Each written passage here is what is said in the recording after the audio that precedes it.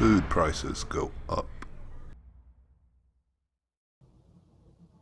What's more important to me is what does this mean for food prices? And well, it's not so much the virus itself. It was the reaction that occurred in most Western nations, if not all, particularly with the various shutdowns, some of which was caused directly by the virus, but a lot of it was just in the U.S., state governors shutting down their economies more than less and cranking up funding, particularly on the Fed, trillions and trillions of dollars. Any economist would have told you this is going to be inflationary. I went through this back in April and predicted these prices for July. Nothing special. We could see it coming. So let's do that again. Okay, those are the number employed. In July last year to July this year, we've gone from 143,700,000 to 152,600,000. And a lot of people have reported this as economic growth, particularly some politicians. If you look closely, our employment numbers for July of this year is only getting back to where it basically was in January of 2017. So basically, unemployment numbers are back to what they were 4.5 years ago. So we're in recovery. We're not in growth. We're getting some jobs back. Not bad. It's not. I would hope that we would start recovering.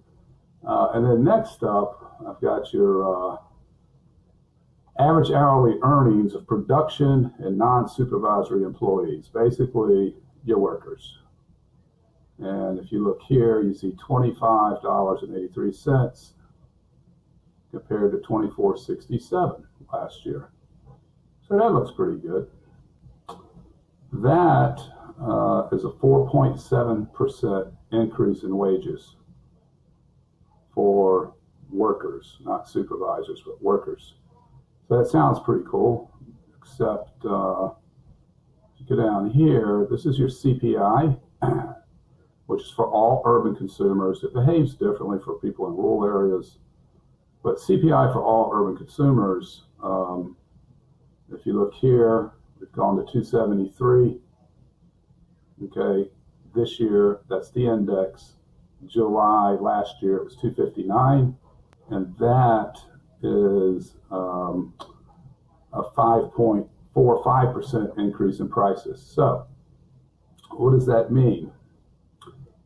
Wages gone up by less than 5%. Prices have gone up by more than 5%.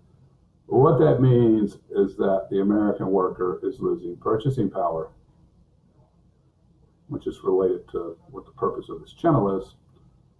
And now what does the future hold? Well, here is your PPI, that's your producer price index.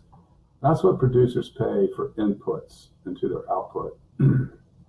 So this is a leading indicator. This is what basically your manufacturers and distributors are paying now. This will be fed into August, which we're already experiencing, of course, in September. That's a 127 over 118 in the index. And that is actually a 7.62% increase.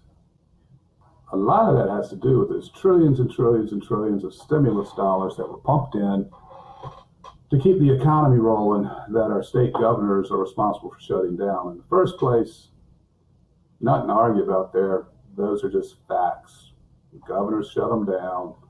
People went home, not working, still having a hard time getting people going back to work to the same numbers we had. Again, our employment numbers are equal to January 2017. It's 4.5 years ago. Purchasing power is going down for those that are working, and the PPI for July is 7.62%.